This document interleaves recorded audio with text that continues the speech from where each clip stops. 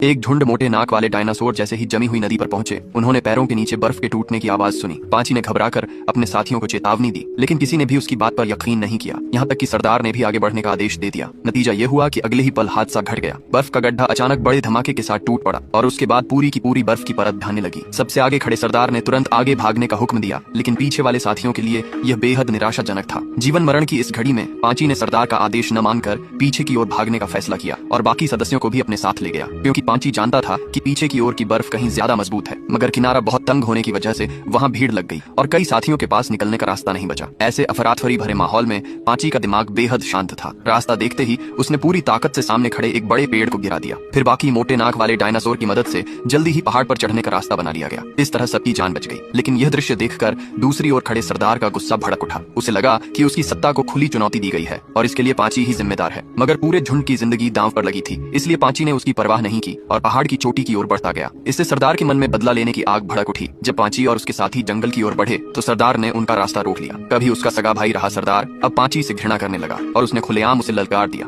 हारने वाला झुंड में रहने का हकदार नहीं रहेगा। उम्र और शरीर की ताकत के फर्क की वजह से पांची आकार में सरदार जितना मजबूत नहीं था, मगर अन्याय से भरे इस हालात में उसने गुस्से में चुनौती स्वीकार कर ली। आमने सामने टकराते ही पांची लगातार पीछे धकेला गया, यहाँ तक कि कई बड़े पेड़ भी गिर पड़े। हार न मानने वाले पांची ने फिर से पलटवार करने की कोशिश की, लेकिन सरदार ने उसे और भी बेरहमी से कुचल दिया। जोरदार टक्कर से पांची कई मीटर दूर जाकर मिट्टी के गड्ढे में गिरा और ऊपर से पेड़ भी आकर उस पर गिर पड़ा। पांची बेहोश हो गया। बचाए गए साथी उसे जगाना चाहते थे, मगर सरदार ने उन्हें रोक दिया और दूर भगा दिया। मगर इस जंगल में रात होते ही असंख्य शिकारी निकल आते हैं। सच ही हुआ, जल्द ही एक झुंड चोर डायनासोर ने पांची को घेर लिया। वे छोटे थे, इसलिए उसकी मजबूत खाल नहीं फाड़ पाए। हंगामे से आसमान के सबसे बड़े शिकारी हवा के राजा प्टेरोसौर भी वहां आ पहुंचे। उनके नुकीले चोंच आसानी से उसकी खाल छेद सकती थी। जैसे ही उन्होंने पांची को काटना शुरू किया, दर्द से पांची की आंख खुल गई। स्थिति देखकर उसने पूरी ताकत से संघर्ष किया। उसके ऊपर गिरा पेड़ वह धक्का देकर हटा देता है। प्टेरोसौर घबराकर उड़ गए और छोटे चोर डायनासोर उसकी एक पूंछ की चोट से भाग खड़े हुए। आखिरकार इतनी बड़ी और ताकतवर मोटे नाक वाली प्राणी के सामने उनका टिकना नामुमकिन था। होश में आते ही पांची ने आराम करने के बजाय अपने झुंड की ओर लौटकर फिर से चुनौती देने का फैसला किया।